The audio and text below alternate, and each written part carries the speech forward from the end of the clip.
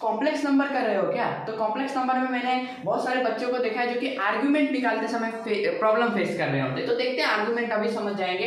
तो आर्गुमेंट होता क्या है? The angle made by the modulus of a complex number with the real positive axis is called argument और amplitude of a complex number. ठीक है, इसका दूसरा नाम एम्पलीट्यूड भी है। तो जानते हैं आर्गुमेंट होता क्या है, ये तो डेफिनेशन था, अभी समझते हैं। ये देखिए, हम लोग जानते हैं कि ये आर्गन प्लेन होता है।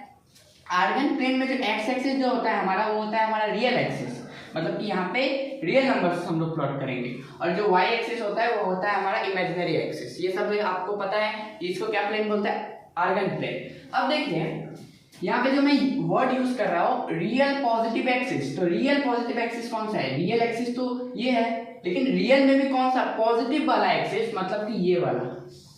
कौन सा एक्सिस? ये वाला। ये तो नेगेटिव हो गया ना, रियल नेगेटिव एक्सिस। तो यहाँ पे जो एंगल बनाएगा, कौन बनाएगा? मॉड्यूलस। मॉड्यूलस ऑफ जेड बोले तो जो distance of a complex number from origin, complex number का डिस्टेंस ओरिजिन से। तो मान लेते हैं कॉम्प्लेक्स नंबर z जो कि a प्लस आई बी का फॉर्म में, तो a प्लस आई बी का फॉर्म में तो कोऑर्डिनेट्स क्या होगा? a, b। अगर a, b कोऑर्डिनेट्स है, तो अगर मैं z को ओरिजिन से ज्वाइन करूं तो ये जो लाइन सेगमेंट मिलेगा ये क्या हो जाएगा? Modulus of z। अब जो एंगल बना रहे हैं modulus of z with the real positive axis, मतलब कि रियल पॉजिटिव एक्सिस कौन सा है? इतना दूरी। तो एंगल जो बनाएगा, ये जो थीटा डिग्री एंगल बना रहा है with the modulus of x, modulus of x जो थीटा डिग्री एंगल बना रहा है रियल पॉजिटिव एक्सिस के साथ, वही होता है आपका argument of that complex number. लेकिन ये तो हमारे फर्स्ट क्वाड्रेंट का केस है, ये यहाँ भी हो सकता है, तब आपको ऐसे मेजर करना पड़ेगा। ये यहाँ भी हो सकता है, तब आपको ऐसे पूरा एंगल मेजर करना पड़ेगा। अब यहाँ पे और एक कॉन्सेप्ट है, प्रिंसिपल वैल्यू ऑफ आर्गुमेंट क्या होता है? प्रिंसिपल वैल्यू ऑफ आर्गुमेंट जो होता है वो -पाई से लेके पाई का बीच में होता है, जहाँ पे पाई इंक्लूडेड होता है आपका।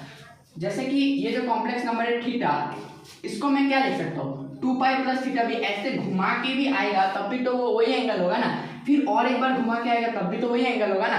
तो ये जो एंगल घुमा घुमा के मिल रहा है इसको कहेंगे जनरल वैल्यू। लेकिन बस एक बार रोटेट हुआ, बस एक बार, जो कि पाई और -पाई का बीच में है, तो उसे कहेंगे हम लोग प्रिंसिपल वैल्यू ऑफ आर्गुमेंट। लेकिन जनरल वैल्यू ऑफ आर्गुमेंट क्या होता है? रोटेट हो सकता है, बार बार हम लोग उसको रोटेट कर सकते हैं। और जनरल वैल्यू का क्या फॉर्मूला है? 2k pi plus theta. और थीटा क्या है यहाँ पे?